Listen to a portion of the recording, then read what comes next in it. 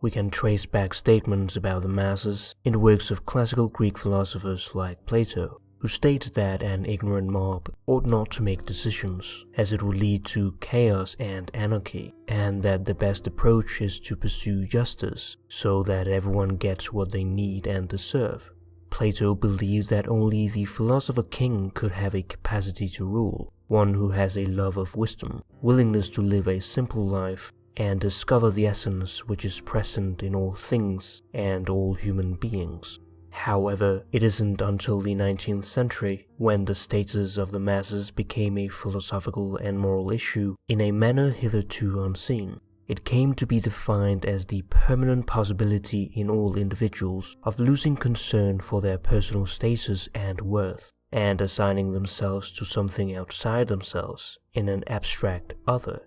We'll be exploring the various existential critiques and interpretations of this phenomenon peculiar to modern society from 4 major 19th century thinkers who have integrated the event of the masses into the very structure of their philosophies: Søren Kierkegaard, Friedrich Nietzsche, Martin Heidegger, and José Ortega y Gasset.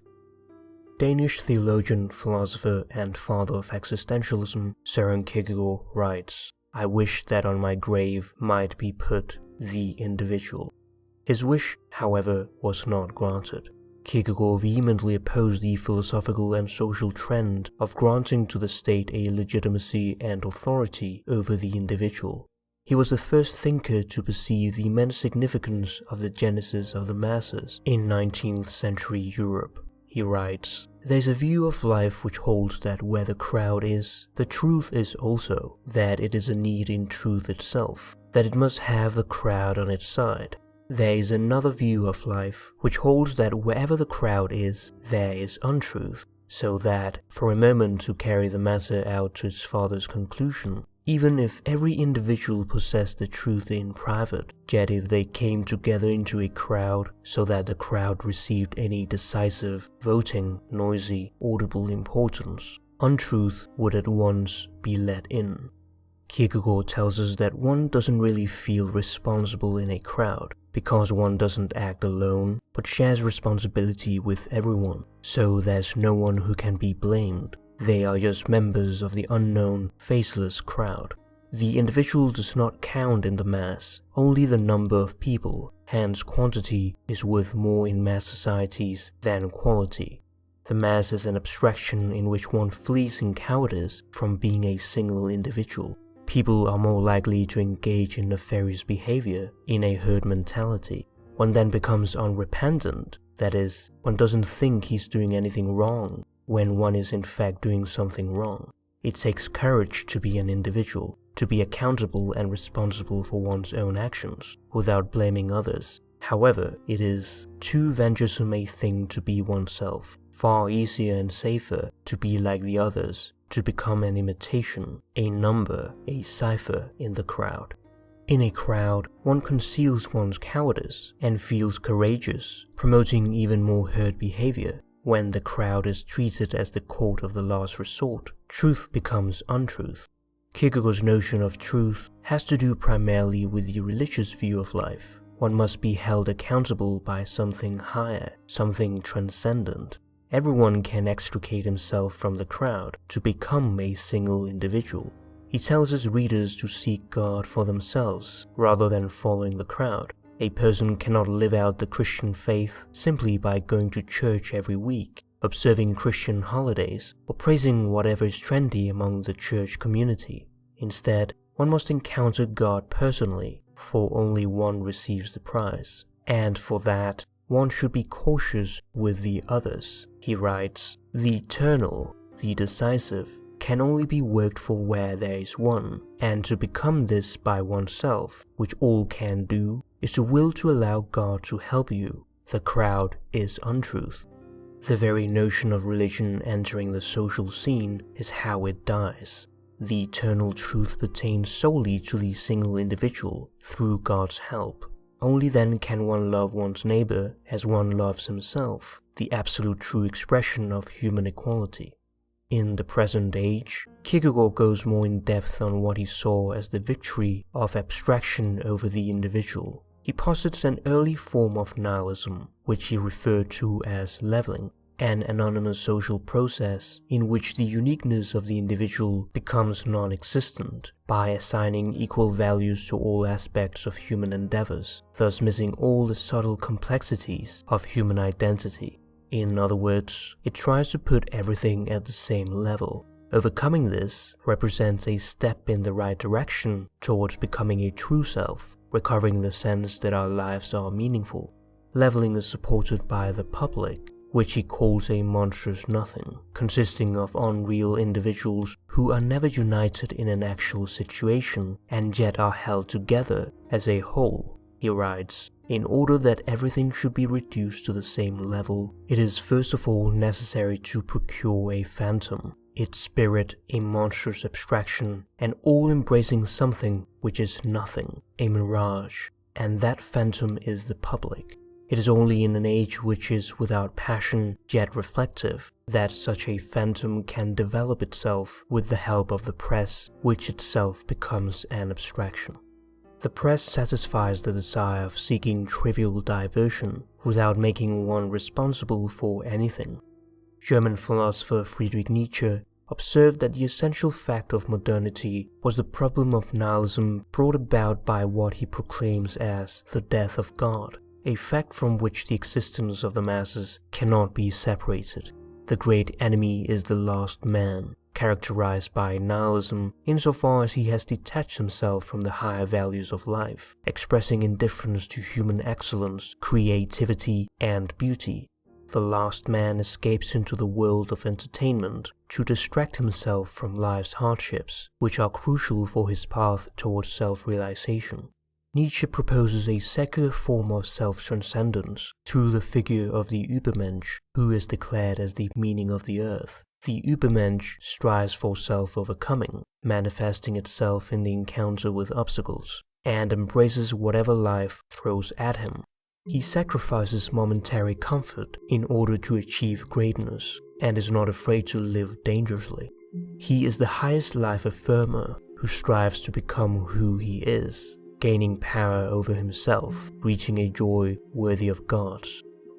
German philosopher Martin Heidegger tells us that we are always initially engaged with the world as being in the world. He emphasizes the positive role of the social and historical realm of human existence. However, it can also lead to an inauthentic existence and take a negative, authoritarian side, demanding of the individual conformity and obedience, surrendering oneself to a formless entity, to what he calls das Mann, or the they, where one mindlessly goes about social expectations without considering one's own possibilities at hand. This inauthentic life creates anxiety, as we are not responsible of our whole human nature, of being thrown into the world as finite and mortal beings. It is too easy to get lost in the everyday until we face death. This is the idea of being toward death. As we face the end of our existence, we ironically live for ourselves for the first time, without thinking about the approval of other people on who we are. When asked how we might recover authenticity, Heidegger replied that we should simply spend more time in graveyards, in order to recognize the inevitability of death in the context of our everyday existence, so as to live life to the fullest and live right into our death. The mass crushes beneath it everything which is different, everything that is excellent, individual, qualified, and select. Anybody who is not like everybody, who does not think like everybody, runs the risk of being eliminated. Spanish philosopher José Ortega y Gasset wrote his best-known work The Revolt of the Masses in 1930, in which he characterizes society as dominated by the mass man, a mass of indistinguishable individuals.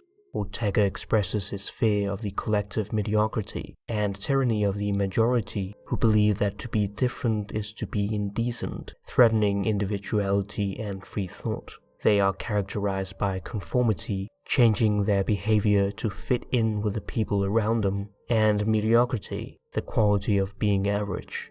The mass man does not, however, refer to a social class. He could be from any social background. He represents the current zeitgeist or spirit of the age. Ortega writes, society is always a dynamic unity of two component factors, minorities and masses. The minorities are individuals or groups of individuals who are specially qualified. The mass is an aggregate of persons not especially qualified. By masses, then, it is not to be understood solely nor principally the working masses. The mass is the average man. In this manner, what was mere quantity, the multitude, is converted into a qualitative determination. It becomes the common social quality, man as undifferentiated from other men, but as repeating in himself a generic type. To form a minority, whatever it may be, it is necessary beforehand that each member separate himself from the multitude for special, relatively individual reasons. This coming together of the minority, precisely in order to separate themselves from the majority, is always introduced into the formation of every minority. Ortega's main target is the average man or Mr. Satisfied, who is content in his mediocrity and wants to be just like everyone else. The minority, on the other hand, separates himself from the common values of the masses by placing greater demands on himself and cultivating excellency. It is the intellectual minority who symbolize progress, in contrast to the mass man's stagnation. Ortega's philosophy has been characterized as a philosophy of life, that is, philosophizing as a way of life, endorsed by the German Lebensphilosophie movement. At the core of Ortega's philosophy is the radical reality of each individual. That is to say, it is your reality that comes first, and the rest follows.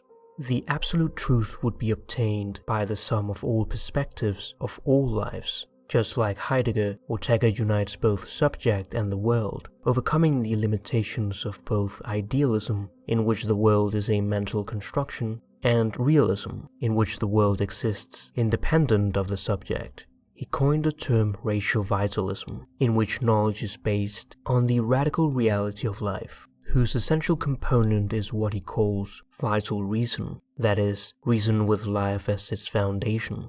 This led him to pronounce his most well-known maxim, I am I and my circumstance, and if I do not save it, I do not save myself. Our circumstance is everything we were born into, and everything we are surrounded by, the time period, country, family, culture, etc. And our sense of I helps us make sense of how we fit into all this. We are a dynamic project that has to be completed in view of the world, and to the extent that we deal with it, we make it ours. This can be done by taking responsibility for who we are at our core, and by the circumstance in which we were born into, acknowledging our limitations and the freedom we have as individuals who are always projecting towards a goal. Ortega's work is strikingly similar to ideas which had been formulated by Heidegger in his magnum opus Being and Time. As he writes, to live is to find oneself in the world. Heidegger, in a very recent work of genius, has made us take notice of all the enormous significance of these words. Religion provided the reality of the individual presented before God, where one's individual personality would remain intact. However, the mass man now presents itself as the reality, having replaced God with public opinion, as Kierkegaard had brilliantly prophesied. While technology has made possible the advancement of our species, it has also exacerbated the problem of herd behavior. Anthropologically speaking, technology is ontologically prior to theoretical science. We have been concerned with technology since the Stone Age, which has molded the very core of our mode of being. However, modern man is now slowly merging with technology, and it may only be a matter of time until we enter a post-human era, posing new challenges to the human condition. But at the same time, without technology, we wouldn't have arrived at where we are today. What threatens us is what made us humans in the first place. The later Heidegger was concerned that in our modern society we are so immersed in technology that we disconnect ourselves from being, from the world and nature. We have been inextricably linked with technology to a point that we would have a hard time surviving without it. We have built a system which we cannot live without, and yet the individual within the system can be done away with. With virtual reality just around the corner, this may well become a bigger issue, where many will escape reality into the peace and safety of a new dark age. We must cultivate authenticity, that is, the ability to extricate ourselves from unreflective mass consciousness, appropriating our own existential possibilities, and developing projects that give meaning to our lives, making use of the resources of our culture and our heritage with a view to future development. The biggest danger, that of losing oneself, can pass off in the world as quietly as if it were nothing. Every other loss, an arm, a leg, $5, a wife, etc., is bound to be noticed. I hope you enjoyed this video. You can support the channel on Patreon or by liking, commenting or sharing the content. Thank you for watching.